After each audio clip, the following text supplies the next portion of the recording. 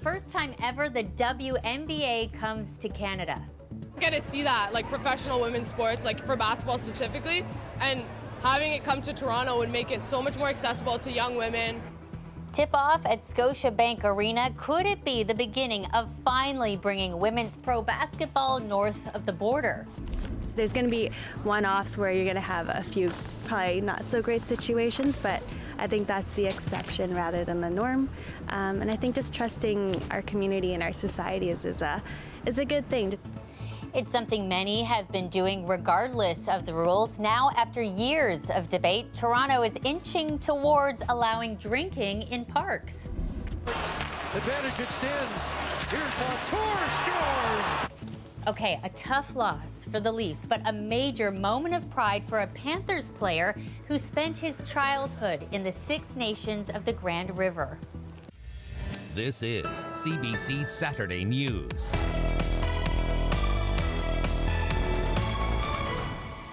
Hey, we're so glad you're with us. For the first time ever, WNBA action is taking over Scotiabank Arena. It may be preseason with two American teams facing off, but for fans, this is a glimpse of what many have long been calling for.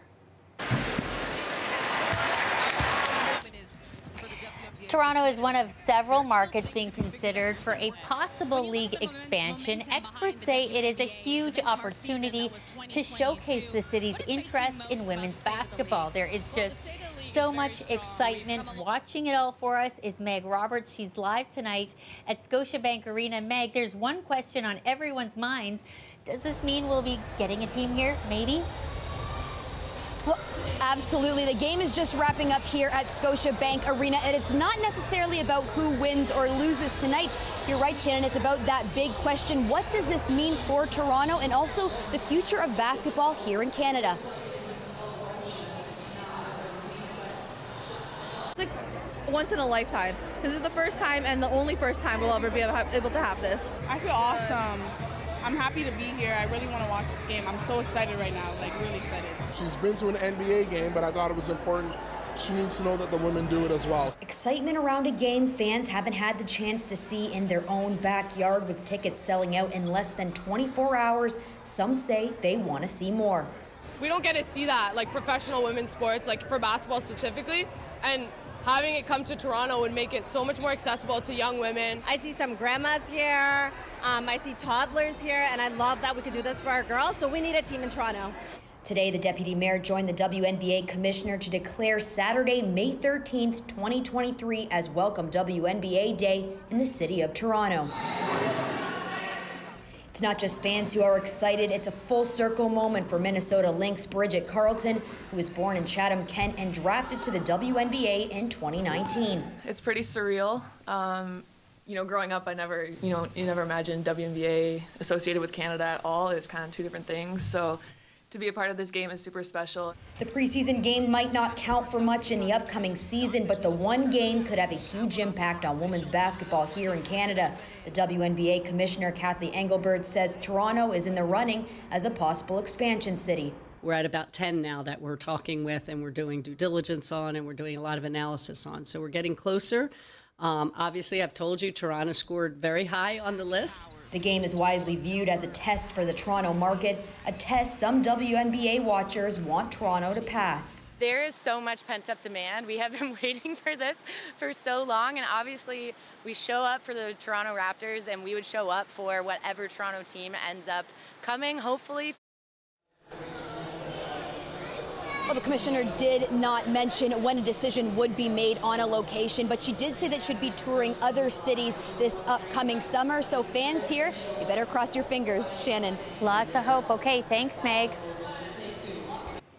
In other news tonight, people were invited to gather along overpasses in Ottawa to pay their respects to an OPP officer killed in the line of duty. You're looking at a procession that started just before 4 at Ottawa Hospital, traveling east on Highway 417 headed to Rockland. Sergeant Eric Mueller died on Thursday in what's been described as an ambush. Mueller leaves behind a wife and 2 young children. He was 42. Meantime, another OPP officer killed in the line of duty is being honored. Constable Greg Percella was shot last December after responding to a call for a vehicle in a ditch. An event like this is a great opportunity for the community to show support to Greg's family, and I can tell you it's much appreciated. The memorial run was organized by his siblings. Money raised will go to Greg's hometown church and will be used to establish a scholarship at St. Joan of Arc Catholic High School, where Greg attended. The 5-kilometer run started at Heritage Park in Barrie and traveled along the waterfront.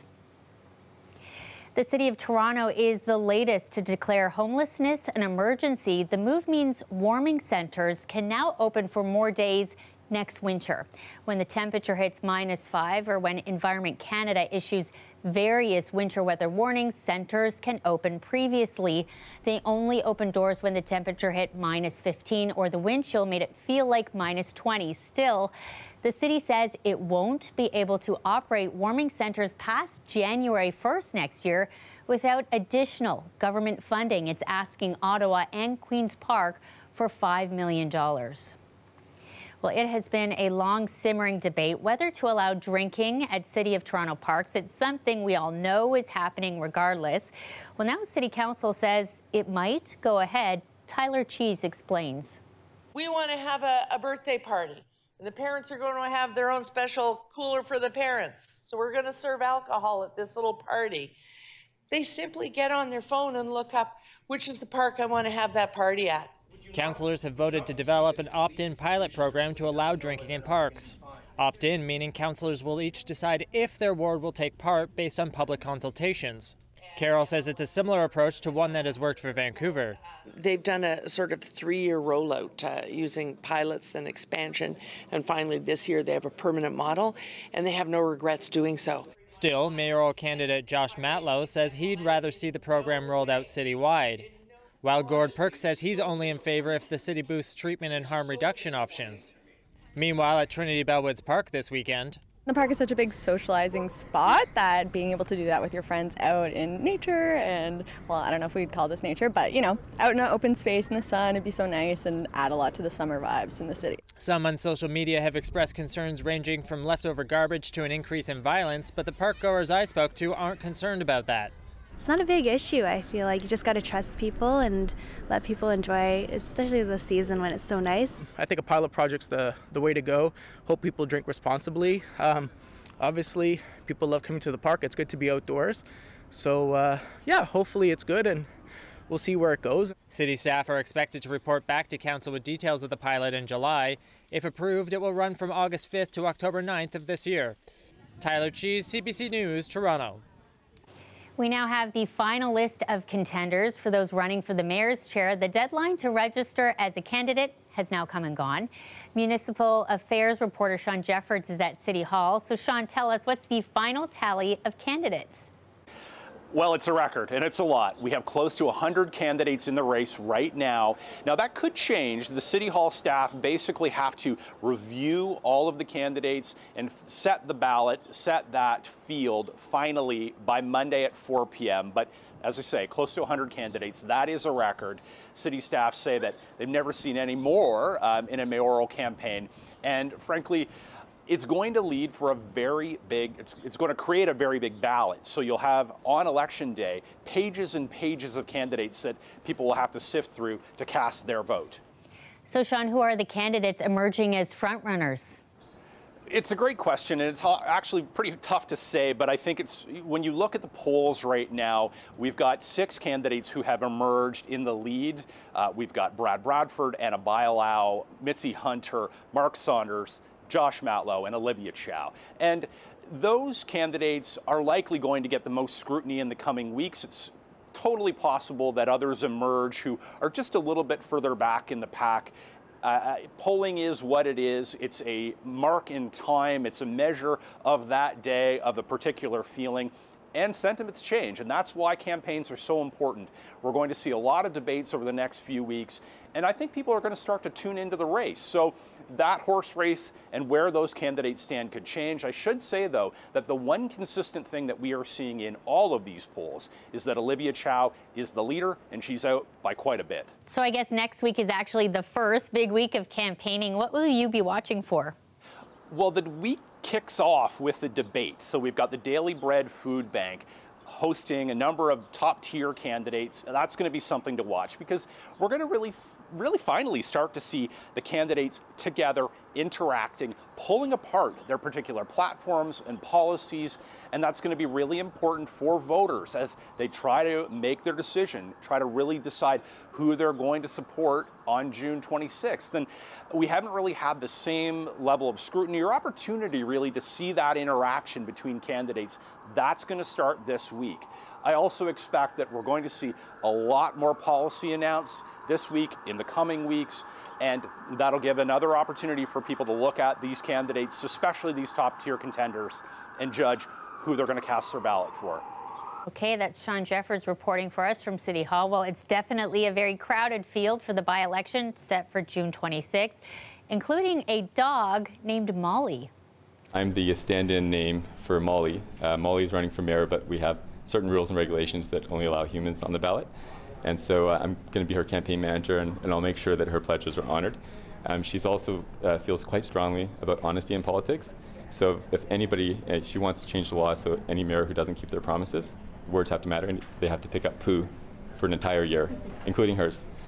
There you go, words matter. Molly and her owner just getting in under the wire to register for the race. Part of Molly's platform is getting this city to stop using salt on roads and sidewalks in the winter because it stings paws.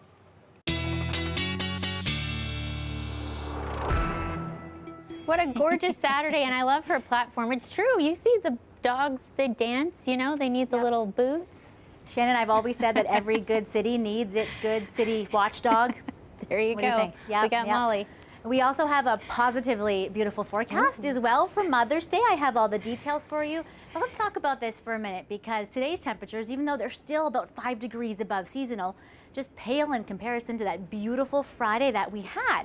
So we had this ridge of high pressure in place, and now we're getting to be in a little bit more of a troughing pattern, which means you will see a drop of about 5 degrees every day for the next few days. Let's talk about that Friday for just a minute. We had some feels likes into the 30s with the humidex, but really Toronto, you were the hot spot. 28.4 degrees. We had a 27 in Hamilton and a 27 in London as well. Feeling a little bit cooler today, but you are still above seasonal. And even though you've got that thick cloud cover out there, I still got to let you know very high or extreme humidex in place for many of you right around the region. Let's talk about this for a minute. Tulips are out. We're talking about a lovely mid-May forecast. This is your reminder, folks. It is Mother's Day coming up tomorrow. If you haven't got your gift for mom, you need to go out and do that now. For anybody that's celebrating, commemorating, or remembering, it will be a beautiful forecast for mom for Sunday. Partly cloudy skies, lots of sunshine, 17, right back down to seasonal. If you're taking mom out for a morning brunch, you'll be around the double digits, and similar conditions if mom's going out for maybe a dinner jaunt around the town on Sunday evening. Coming up, we'll talk about any chances of rain in the long-range forecast as well, Shannon. Okay, lovely. Thanks, Sophia. And I think you got a friend there. Yes, I think we have somebody skulking into the wing. Say hi, Jacob. Hi. Hey, Jacob. Talking about Mother's Day, we had a little extra helper in the newsroom today. Well, that is totally fitting. Put in your brunch order now. I forgot to let him know where to stand safely on the set. I'll remember that for the next hit. That is the say we'll be right back at the next hit. We'll be right back. All right, thanks, Jacob. Well, that's the moment of the newscast right there. Okay, now we got to talk about some sad news. Leafs fans, how you feeling? Plenty of heartbreak last night. You know, the Buds were knocked out of the playoffs. Fans that we spoke to say they are still processing. It's a disappointment. Some of the people that you expect to be doing a lot better just didn't do it, so home they go. You know, I'm glad the Leafs made it to the second round. I mean, maybe that was some sign of improvement maybe for next year's season. Huge heartbreak, huge heartbreak. I think the Leafs looked really good for most of the game, and I think we got robbed a little bit at the end there. They were robbed by that goal that should have counted because it didn't count. And if you look at the replays and you've seen it definitely cross the line, so I kind of think they got robbed on that. Yes, it was a tough loss for the boys in blue, but there's still Ontario representation on the other team. The Florida Panthers defenseman Brandon Montour grew up partly in 6 nations of the Grand River. The 29-year-old is considered a hometown hero for fans in the First Nation. CBC Hamilton recently talked to his family and community when they gathered to watch him in playoff action. It is this overall just complete joy that this person who I'm connected with has truly found his purpose and can truly excel and bring awareness for Indigenous communities, Indigenous children, give hope where fear once limited us from being able to step outside that comfort. I grew up Leafs. My whole family is Leafs fans, and Panthers for me is important because Brandon's on there. I think when anyone of us is on that kind of level, that national stage, all of us should be supporting that, you know. The battle over wildfires rages on in Alberta tonight, and the crews fighting the flames are dealing with a new obstacle, a mass of hot, dry air. As Aaron Collins shows us, help is on the way. Good news for the hundreds of firefighters on the front lines of Alberta's wildfire fight. Reinforcements have arrived. Troops from 3rd Battalion Princess Patricia's Light Infantry and 1 Combat Engineer Regiment are rolling out across the province. 200 troops are already here. 100 more are arriving this weekend. The soldiers are being deployed to Drayton Valley in the south, further north in Fox Creek, and here in Grand Prairie. So day to day, we work in platoon-sized elements, and we are accompanied by crew superintendents. Those helping hands welcome in this province, still struggling with an unprecedented wildfire season that's already seen more than 400,000 hectares burn. A crisis that's come as the province is in the midst of a provincial election, forcing the Premier to split her time between campaigning and dealing with the fires. We're keeping our fingers crossed that the weather is with us through this weekend, that the fire guards get built in time. Meanwhile, as dozens of fires continue to burn across the province, officials are keeping one eye on the forecast. Hot, dry weather is expected to continue for much of the province, with temperatures expected to hit 30 degrees this weekend. Perfect conditions to stoke up the wildfires wreaking havoc across Alberta. Aaron Collins, CBC News, Grand Prairie. More than 100 firefighters on the ground there are from Ontario. An information officer with Alberta Wildfire says the crew from Ontario is focusing on 2 particular fires. Some of them have been sent to our Grizzly complex, which is a wildfire that's burning in the Slave Lake Forest area. It is almost 100,000 hectares in size, so the support is invaluable at this time. We also have them responding to a wildfire called the Sturgeon wildfire, which is in the Grand Prairie Forest area. Again, that one's about 6,000 hectares in size. It is affecting a community, so the resources are also really appreciated in that area. If you are still looking for a way to celebrate Mother's Day, Anishinaabe Health Toronto has a campaign underway. Not only does it put a local artist in the spotlight, it also highlights the organization's community programming. We are actually offering folks a free Mother's Day e-card. There's 3 to select from, and it is from artist Brandon Jacko. I was raised by a single mother, so you know, I got to see firsthand like the power and the strength. You know, I wanted to portray that through my artwork in a way that people can see it and, you know, resonate with it, and maybe, you know, remind them of their mothers, or remind them of you know, that experience of just feeling the love from the mother. Why is it free? Well, we are really just trying to raise awareness about Anishinaabe Health, the programs and services that they offer. If you receive an e-card, or if you send an e-card, you can learn a little bit more about Kitchenagin, Noongum, which is future The Future is Today, and that's a program that provides pre- and postnatal support for moms and babies and caregivers. And that includes nutritional and lactation support, traditional teachings, and parenting teachings. And they also do ceremonies for babies in the first year of life, so a welcoming ceremony, naming ceremony. And they also offer infant developmental group and parent groups. This weekend, many of us may spend some time remembering, reflecting on, and celebrating the women and caregivers in our lives. Here's what some of you are planning for Mother's Day. And this is my first time away from my mother because usually I celebrate with her. So I wish her all the very best. I wish her good luck, good health. I think I've been spoiled royally by my children with I had a flower bouquet, small roses. I'm from Brazil. My mom is there right now, so I won't be with her, but I call her, I spend the day with her. It's amazing. I love my mom.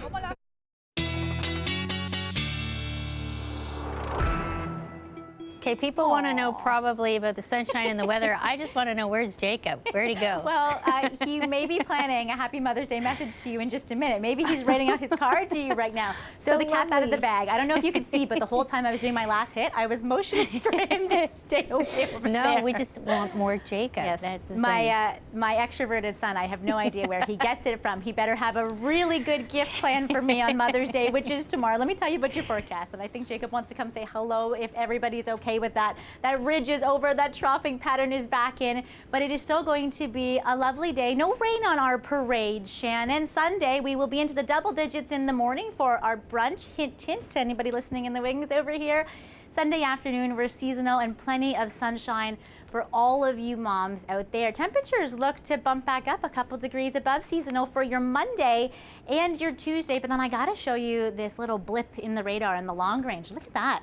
Few degrees below seasonal. It will feel like quite the cold snap after this beautiful 7-day forecast. Some chilly overnight lows that you may experience and no sign of rain. Maybe some light showers overnight Tuesday into Wednesday and maybe a passing shower into next weekend. But for Wednesday and Thursday, you will barely struggle to get up to the double digits, and some of you may be at the freezing mark. You know what will keep you really warm? A nice big hug. Come on over. Now that you all know the cat's out of the bag and it's take your kid to work day over here, unplanned today, Jacob wanted to wish you Happy Mother's Day, Shannon. Oh, thank you so much. And to all the moms out there and to anybody remembering, hope you have a great day tomorrow. And Shannon, hope you get spoiled. Yes, and you too. I just have a feeling Jacob has something amazing planned, you know? Oh, I think he does. Maybe a breakfast in bed. Well, thanks everybody for having Jacob on the show today. Thanks, Again, Jacob. Unplanned. We hope to have you back, buddy. You're officially a correspondent. You hear that? Yeah. Thumbs up. Oh, there he goes. Okay, thanks, Sophia. Maybe next year. All right. For everyone celebrating, we hope you have a happy Mother's Day, and we'll see you again soon.